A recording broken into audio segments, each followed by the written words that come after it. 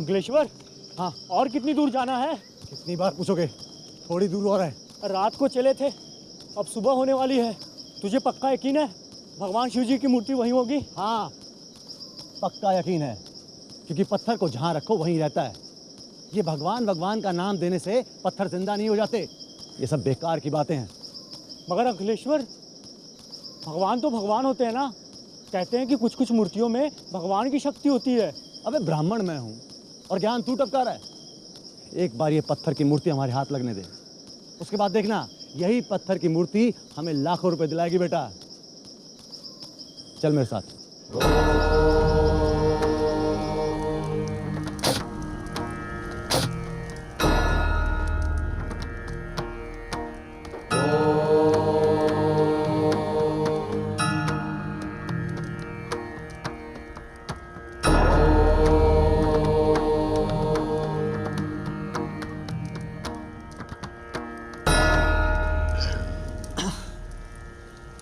गोपाल, ये क्या मूर्ति बन के खड़ा है?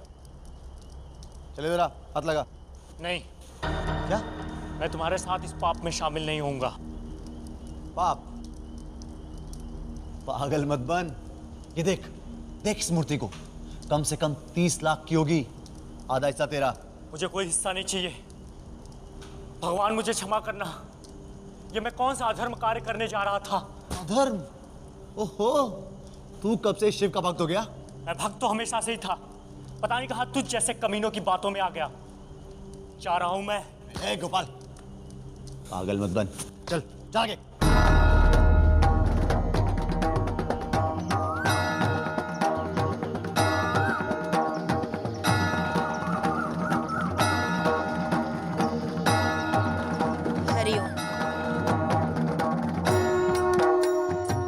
श्रृंगार नहीं पहुंचा अभी तक? ये गए हैं लेने के लिए, आते ही होंगे। ठीक है, मैं जाता हूँ देखने के लिए। नहीं नहीं, आपको जाने की कोई ज़रूरत नहीं है। मैं तो सिर्फ इसलिए चिंता कर रही थी क्योंकि यह हमारे कुल का 11,000वां रुद्राभिषेक है। मैं नहीं चाहती 100 साल की परंपरा में कोई बाधा आ जाए। बहू, परंपरा का पहला नियम है आदर और निष्ठा। हमारे परिवार का कोई भी सदस्य सिर्फ हाथ जोड़कर नमन भी कर ले तो वो किसी महाभिषेक से कम नहीं है। पागलपन मत कर। अरे भगवान शिव है ये। अरे तुझे मुक्ति नहीं मिलेगी यदि इनका अपमान किया तो। करूंगा, जरूर करूंगा। ये पत्थर है, सिर्फ पत्थर। मैं इस मूर्ति को यहाँ से उखाड़ के ले जाऊंगा तेरे सामने। नहीं, जब तक मैं जिंदा हूं तुम इन्हें छू भी नहीं सकते। ओम नमः शिवाय। ओम नमः शिवाय। ओम नमः शिवाय।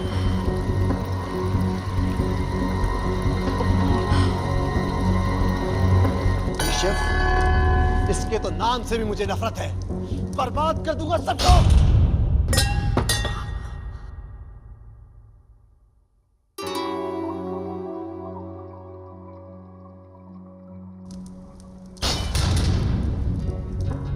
अंकलेश्वर कहाँ है? हाँ, जरूर उसने कुछ किया होगा। गायत्री, तुम अंकलेश्वर पर शक क्यों करती हो? उसने कुछ नहीं किया, वो अपने कमरे में सो रहा है। मैं नहीं मानती, मुझे मेरे शिवजी ने बताया। अंकलेश्वर अपने कमरे में नहीं है, शायद रात भर से ही कहीं गया हुआ है।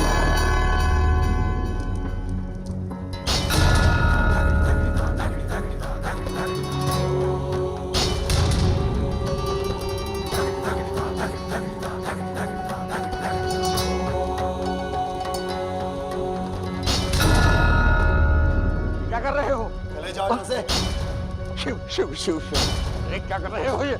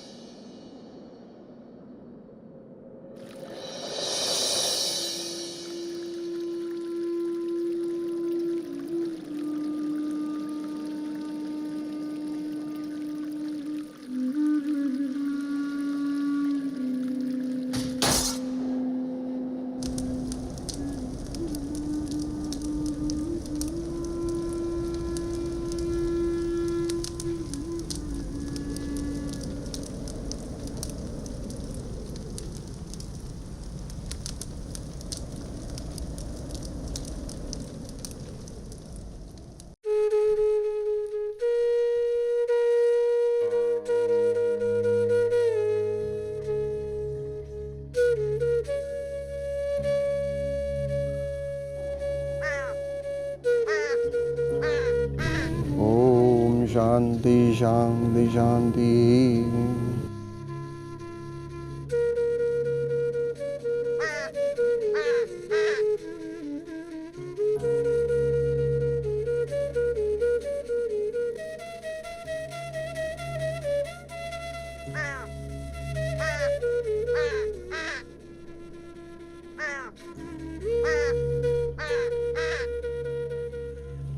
कौवे पिंड ग्रहण क्यों नहीं कर रहे पुरोहित जी? दुर्भाग्य, ऐसा नहीं होना चाहिए था, क्योंकि कौवे किसी और का भोजन ग्रहण नहीं करते हैं। किसी और का? हाँ, ये भोजन अंकलेश्वर के नाम पर रखा गया है, लेकिन लगता है उसकी आत्मा यहीं कहीं आसपास है। कौवे उसे देख सकते हैं, इसलिए वो ये भोजन ग्रहण नहीं करेंगे। अंकलेश्वर की आत्मा को शांति प्राप्त नहीं हुई है, उसी कोई अंतिम इच्छा बाकी रह गई होगी। अगर मरने वाले की अंतिम इच्छा बाकी रह जाए तो उसकी आत्मा को चैन नहीं मिलता। अंकलेश्वर हमेशा भटकता रहेगा। ज्ञानेश्वर जी, ऐसी कौन सी इच्छा बाकी रही होगी मेरे बच्चे की? मैं उसकी इच्छा पूरी करूंगा पुरोहित जी, चाहे जो भी हो।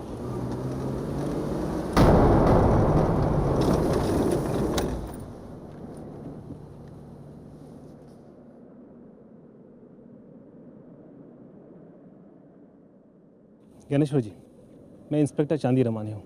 मुझे बड़े अफसोस के साथ कहना पड़ रहा है कि देवगढ़ के सबसे पुराने और प्राचीन शिव मंदिर से शिव की मूर्ति चुराने की कोशिश की गई, और हमारे बहुत छानबीन करने के बाद ये पता चला है कि उस मूर्ति को चुराने वाला चोर कोई और नहीं बल्कि आपका बेटा अंकलेश्वर ही था।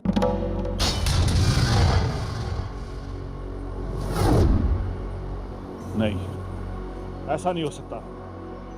देखिए इंस्पेक्टर, मेरे बच्चे पे झूठा इल्जाम मत लगाइए। सारे गांव वाले और पंडित जी झूठ नहीं बोल सकते ज्ञानेश्वर जी। अंकलेश्वर के साथ गोपाल नाम का एक लड़का भी था,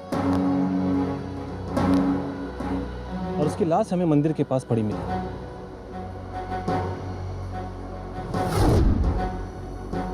पुजारी जी का कहना है कि शायद अंकलेश्वर ने ही उसे मारा। मैं नहीं मान सकता। देखिए, हमने वो लोहे की छड़ भी बरामद कर ली है जिसे गोपाल पर हमला किया गया था, और वो छड़ आपके घर की है।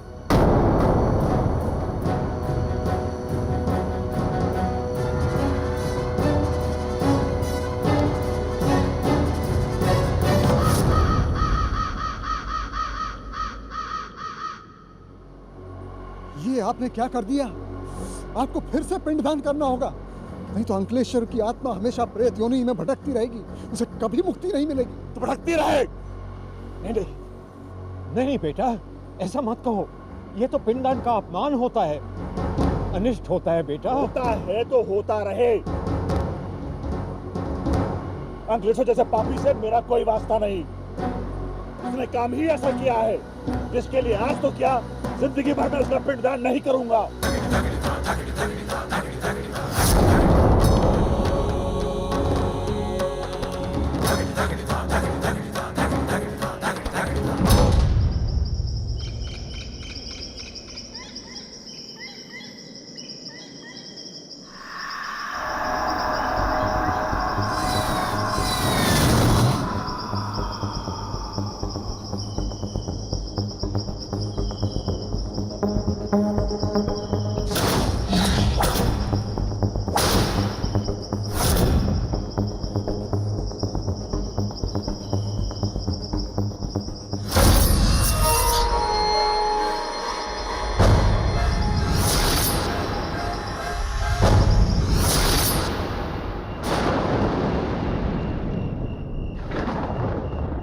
अंकलेश्वर को गोद लेकर हमने अपने घर की शांति भंग कर ली।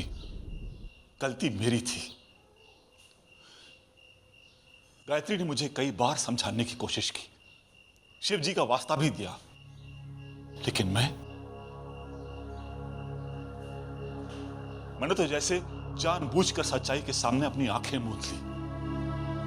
मैं तो हमेशा यही कहता रहा कि इंसान जन्म से बुरा नहीं होता, धर्म और अधर्म की प्रवृत्ति किसी के खून में नहीं होती। कितना गलत था मैं।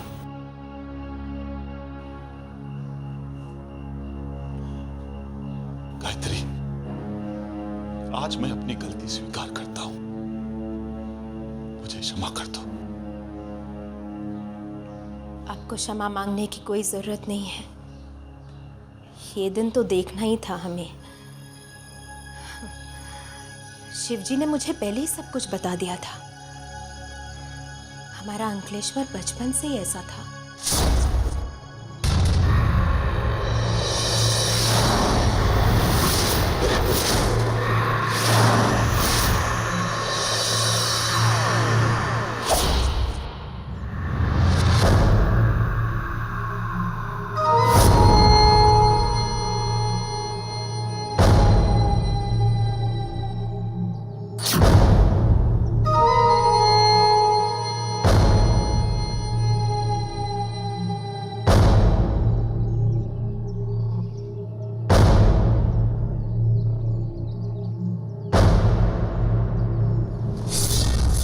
जब शिव पूजन होती थी तो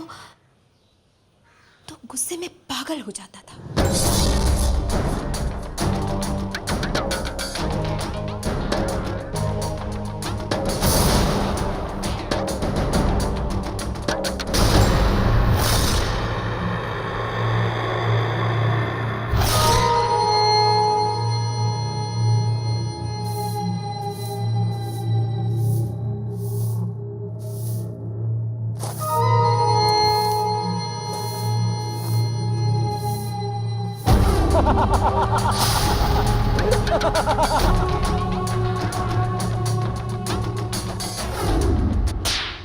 ये तो शुरुआत थी, वो तो मुझे और भी परेशान करने लगा।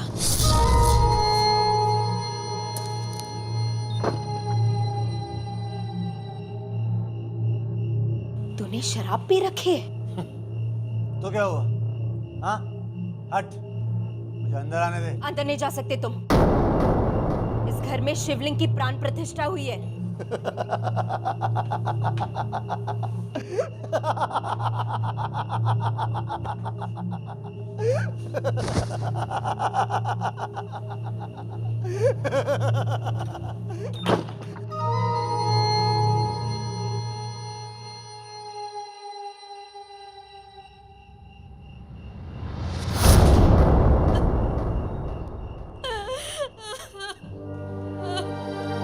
गायत्री,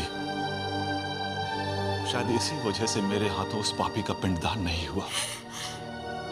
अंकलेश्वर को अपने किए हुए हर पाप का प्रायश्चित करना होगा।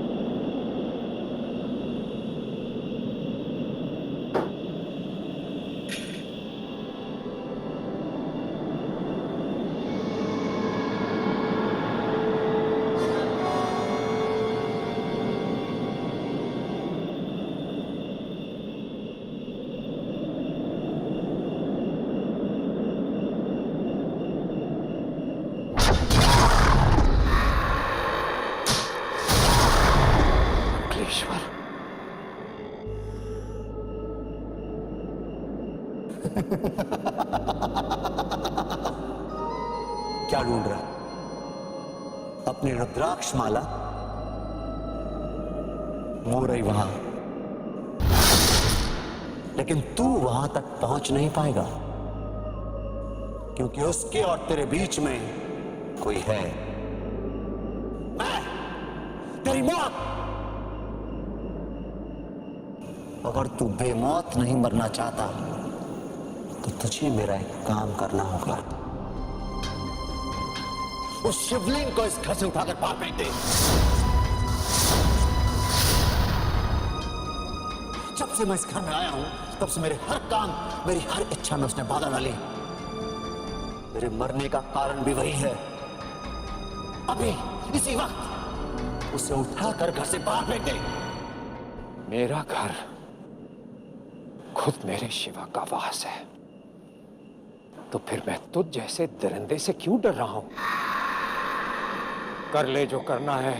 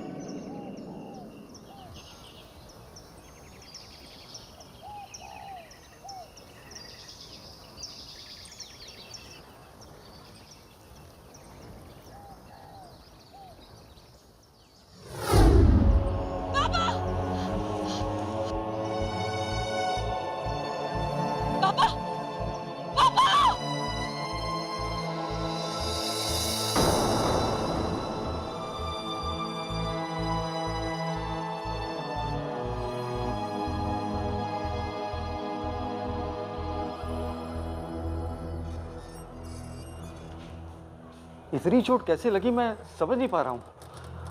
फिसलकर गिरने से भी हड्डी नहीं टूट सकती।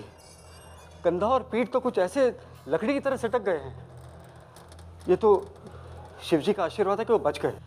बाबा बिल्कुल ठीक तो हो जाएंगे ना? बच जाएंगे। रीढ़ की हड्डी टूटने की वजह से वो कभी बोल नहीं पाएंगे। और क्या? और चल फिर भी नहीं सकेंगे। उनके हाथ पैर की शक्ति बिल्कुल खत्म हो चुकी है।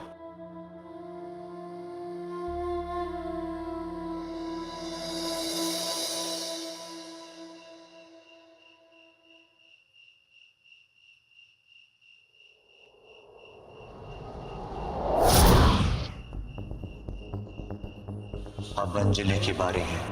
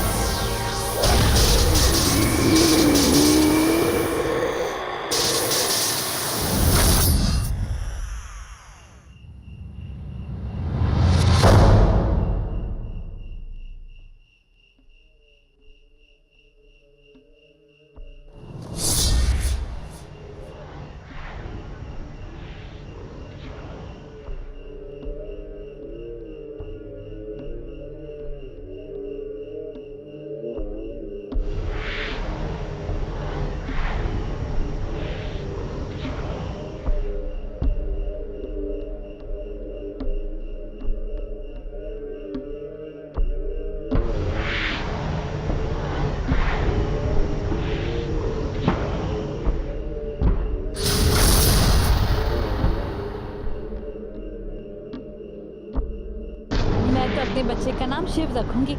जितनी बार उसका नाम लेकर बुलाऊंगी ना, उतनी बार शिव के नाम का स्मरण भी हो जाएगा।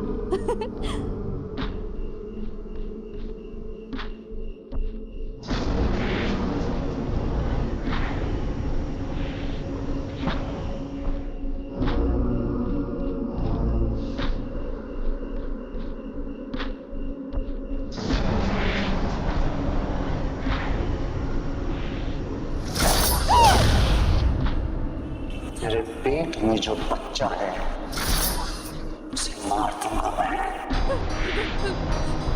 बचाना चाहती है उसे तो जो मैं कहता हूं वो कर। इस घर में जो शिवलिंग है उसे उठाकर बाहर फेंक दे।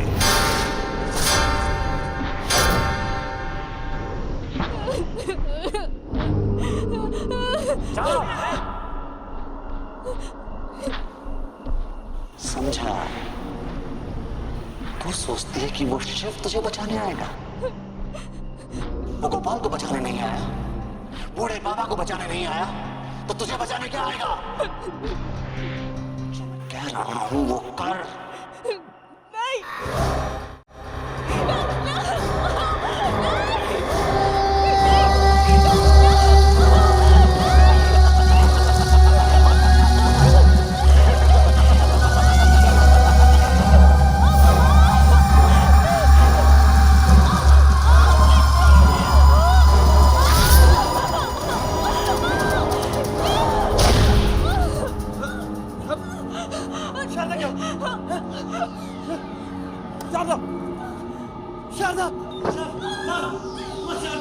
शारदा, शारदा, क्या हो रहा है?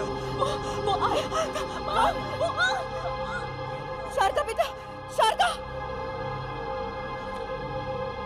शारदा। शारदा बेटी, तुमने साबित कर दिया कि तुमसे बड़ा शिव भक्त कोई नहीं है। तुमने अपने बच्चे तक को त्याग दिया। बेटी, तुमने एक सच्चे शिव भक्त होने का धर्म निभाया है।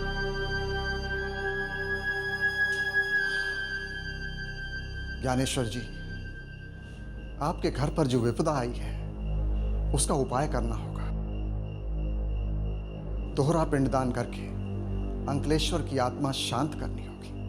पुरोहित जी, उसकी आखिरी इच्छा क्या थी आपको पता चल चुका है। अंकलेश्वर की आत्मा की शांति के लिए मुझे अपने शिव को अपने घर से बाहर करना होगा। मेरे चिते जी, ऐसा नहीं होगा पुरोहित जी।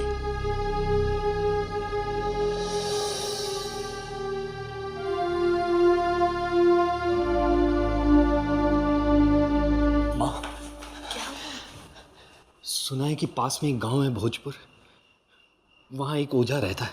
कहते हैं कि बहुत सिद्ध है, बड़े से बड़े भूत प्रेत को भगा देता है। मैं सोच रहा था कि उसे यहाँ बुलाकर एक बार घर की शुद्धि करा लें। हमारे पास जागृत रुद्राक्ष माला भी तो है। वो नहीं, जिस हालत में है वो नहीं पहन पाएगी। मैं एक काम करती हूँ, घर के चारों तरफ विभूति से लक्ष्मण रेखा खींच दूंगी, यही उसकी सुरक्षा करेगी।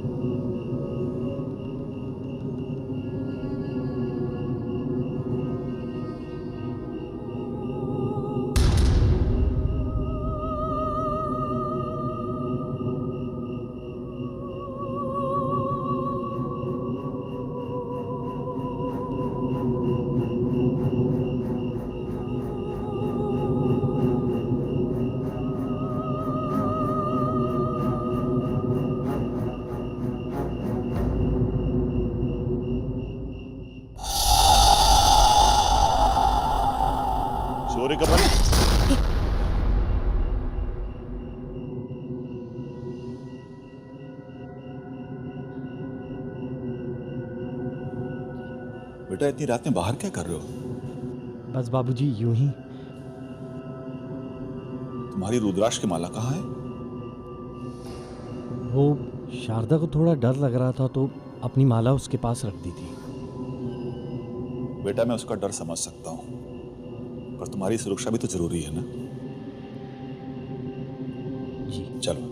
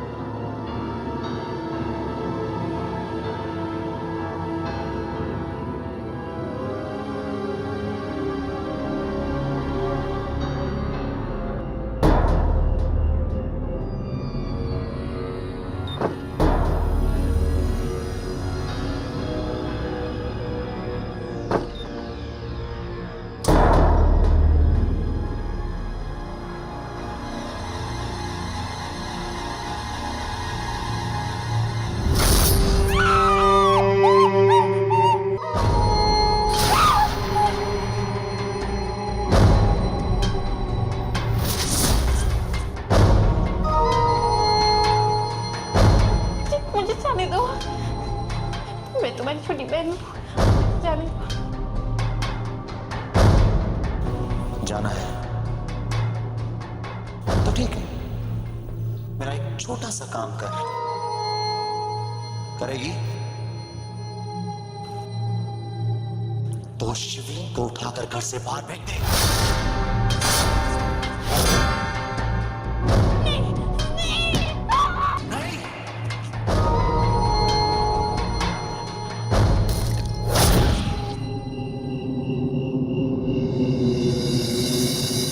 जब उन्हें पता चल ही गया है कि उनके घर पे भूत प्रेत का साया है तो कुछ करते क्यों नहीं? पता नहीं कैसी जिद है ज्ञानेश्वर जी की। कहते हैं मेरे घर शिव पूजा होती है। अरे मैं तो कहता हूँ ये उस भोजपुर वाले ओझा बाबा के पास चले जाए तो अब भी सब कुछ ठीक हो सकता है। जब सब मर जाएंगे तभी होश आएगा क्या उन्हें?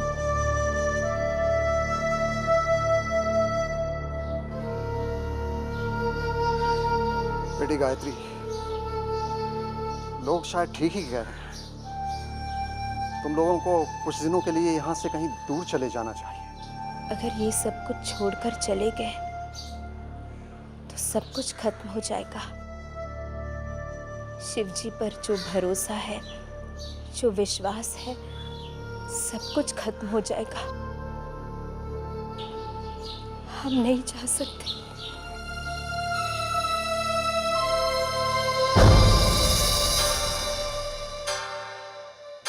आप में मेरा पूरा विश्वास है,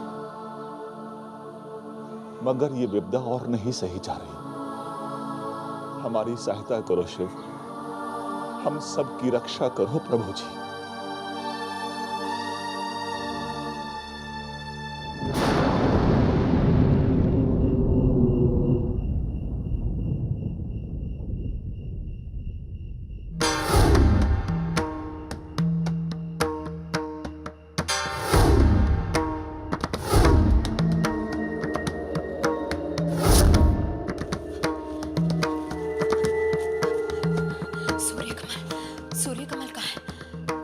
कहीं भेजा है क्या?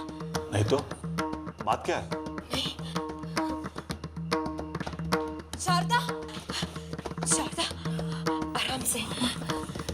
सूर्य कमल कहाँ है? सूर्य कमल कहाँ है? पास के गांव भोजपुर गए हैं। कह रहे थे कि वहाँ कोई ओझा है। कब तक आएगा? कुछ पता है? अब तक तो वापस आ जाना चाहिए था उन्हें।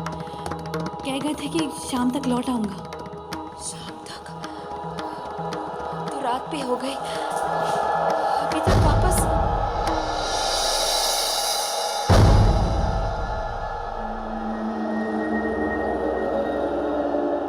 सूर्य कमल।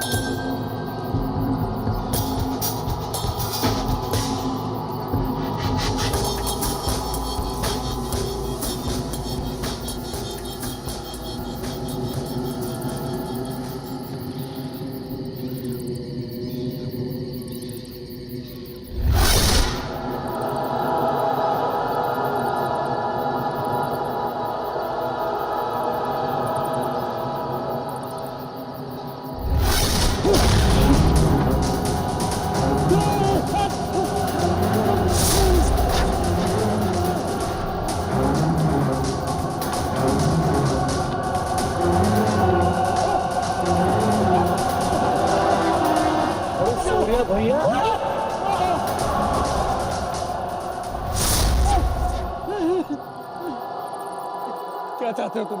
क्यों? तुम नहीं जानते क्या?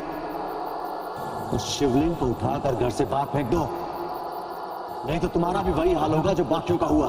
अंकलेश्वर, तुम जो चाहते हो मैं करने को तैयार हूं, मगर अपने शिव के खिलाफ तुमने कुछ भी करने को कहा तो मैं मर जाना पसंद करूंगा। ठीक है, तो मरो।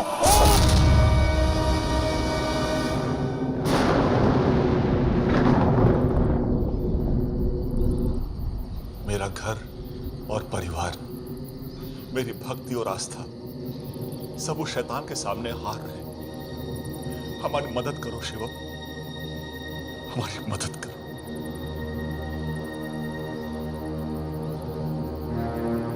भवती भिक्षाम देहि।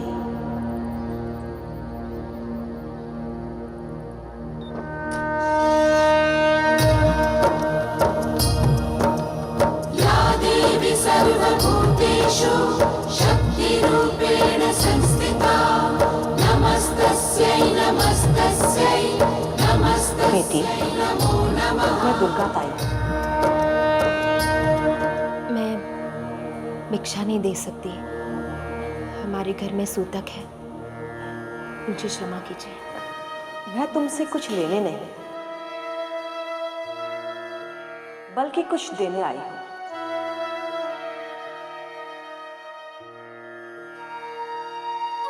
पिछले जन्म के कर्मों का हिसाब देना पड़ता है। जी? तुम जानना चाहोगे कि तुम्हारे घर में देवस्थान होते हुए भी तुम मृत्यु तुल्य कष्ट क्यों भोग रहे हो?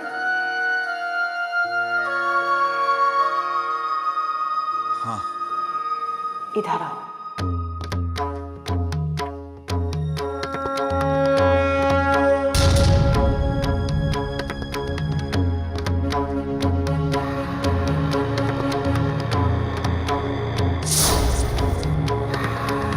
दुष्यंत नाम का एक दुष्ट इंसान शिव की तपस्या कर रहा था। उसने शिव को प्राप्त करने के लिए घोर तपस्या की। वो शिव से बुरे कर्मों के लिए शक्तियां प्राप्त करना चाहता था, जिससे हर तरफ विनाश मच जाता। वहीं पास के एक गांव में एक ब्राह्मण रहता था। उसे सपने में कहा गया कि वो उस दुष्ट की तपस्या को भंग कर दे।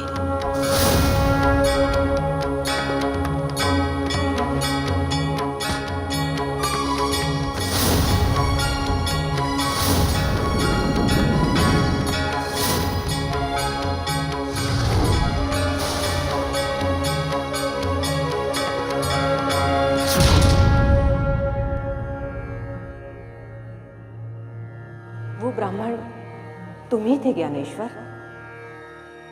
और वो दुष्यंत इस जन्म में तुम्हारे घर में अंकलेश्वर बनकर आया। पिछले जन्म में उसके साथ जो कुछ भी हुआ उसकी वजह से वो शिव के नाम से भी घृणा करने लगा। तुमने जो कुछ किया वो ईश्वर के कहने पर किया। पहले वो तुम्हारा पुत्र बनकर और उसके पश्चात प्रेत बनकर तुम्हें कष्ट दे रहा है। गायत्री, तुम लगातार 30 वर्षों से शिव का रुद्राभिषेक करती आई हो। एक बाकी है, 11,000 रुद्राभिषेक पूरे होने में। उसके बाद तुम्हारे कुल परिवार पर कोई विपत्ति नहीं आएगी। कैसे करूं माँ? न जाने ये सूतक कब खत्म होंगे। शैतान अपना बदला लेकर ही शांत होगा, लेकिन भोलेनाथ जी खुद तुम्हें रास्ता दिखाएंगे। या देवी सर्वभूतेषु शक्तिरूपेण संस्थिता नमस्तस्यै नमस्तस्यै नमस्तस्यै नमो नमः। बाबा, जहां से ये कहानी शुरू हुई थी उसी देवगढ़ के पुजारी जी को हमने बुलाया है रुद्राभिषेक करने के लिए। वो आते ही होंगे।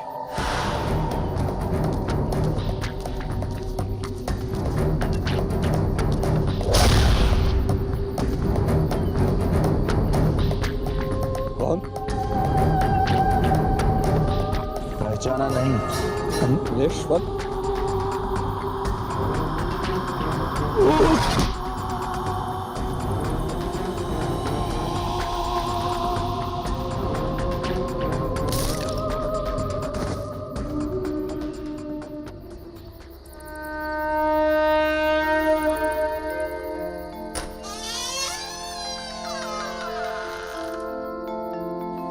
ओम नमः शिवाय।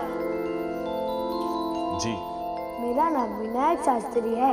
मुझे देवगढ़ के पुजारी जी ने आपके घर रुद्राभिषेक करने भेजा है।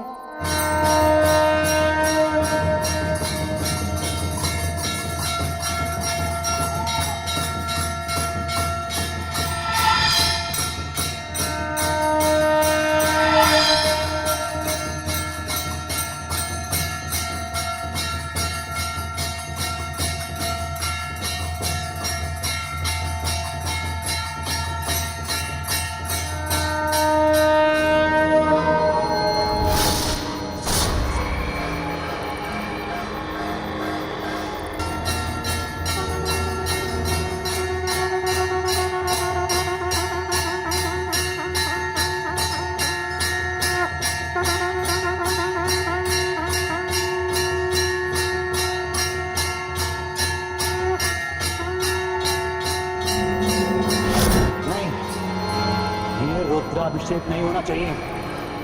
अगर ये हुआ तो मैं हार जाऊंगा। इस शिवलिंग को यहां से बाहर निकालकर फेंकने के बाद जो शक्तियां मुझे मिलने वाली है उन्हें मैं कभी प्राप्त नहीं कर पाऊंगा।